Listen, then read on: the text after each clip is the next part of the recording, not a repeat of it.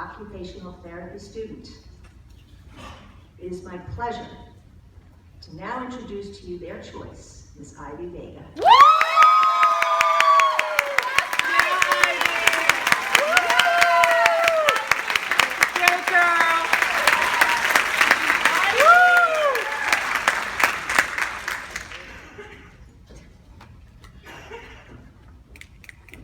Good morning, everyone. Good morning.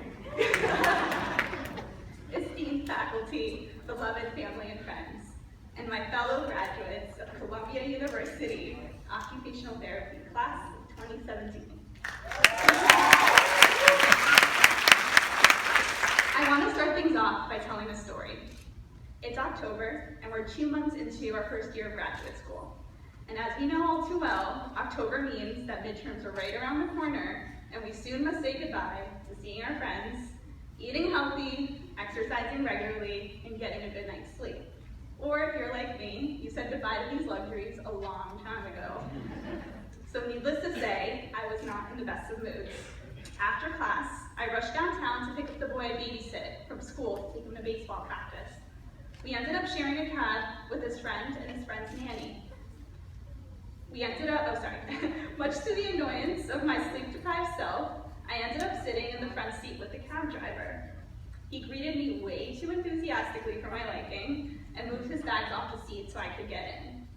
Bracing myself for what I knew would be an inevitable conversation, I took out my phone and pretended to suddenly be engrossed in a very, very important email.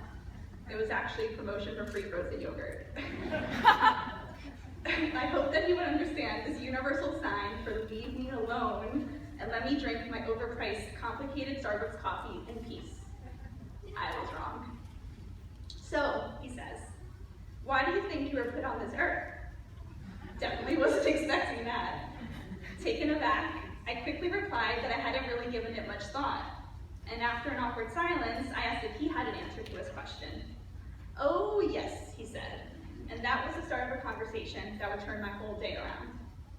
He noticed the backpack on my lap and asked if I was a student. I replied that I was, and then hesitantly added that I was studying occupational therapy. Risky, I know. The chances of him knowing what OT was slim to none, but he surprised me by saying, oh yes, occupational therapy, such a great profession. We need more people like you around. Needless to say, I was impressed. He went on to explain how he believes that it's too easy for others to forget that cab drivers are just as important and necessary as neurosurgeons and investment bankers. It's often the most anonymous, unglamorous professions, he said, that are the most crucial in making sure that our society functions, and I agree with him.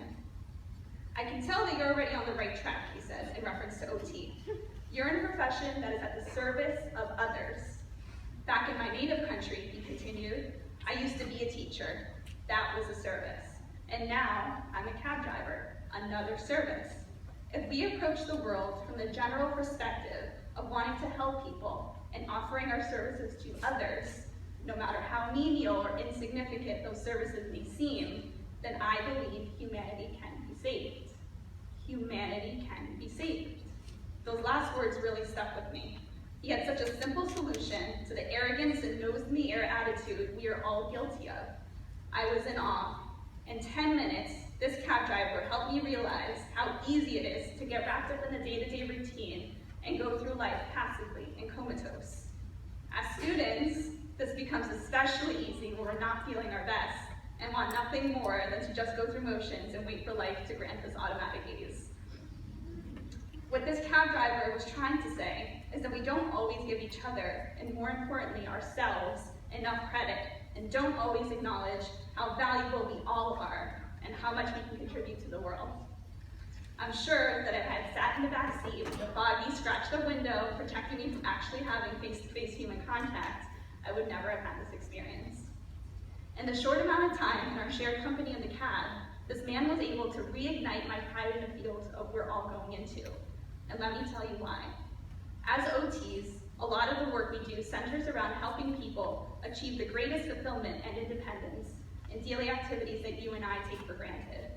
In other words, the work we do, the service we provide, may seem simple from the outside, but the knowledge that informs our practice is incredibly complex and multifaceted.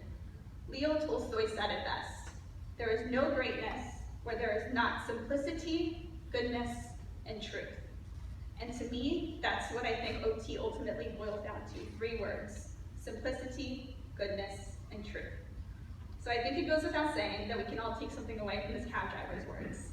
Before getting out of the cab, he gave me one last piece of advice. He told me that at the end of every day, despite how run down or exhausted I might feel, I should take the time to reflect on my experiences to make sure that I've served in some way.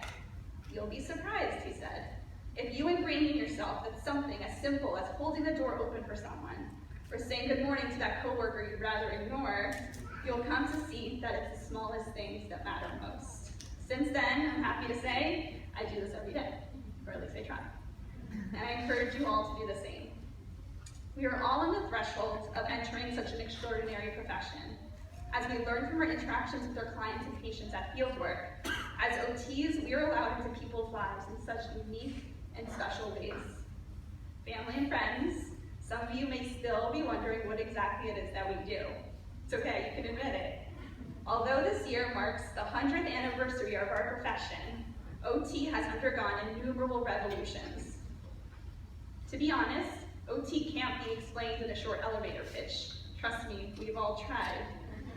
I believe most of this difficulty in defining OT stems from the immense scope of our practice. It's rare when someone knows what OT means. But you know what? I'm okay with that, because to me, that means that OT is still evolving, still changing, and puts us in a position where we have the power to contribute to the larger conversation, to further define our profession. And that's a very special privilege that we shouldn't take lightly.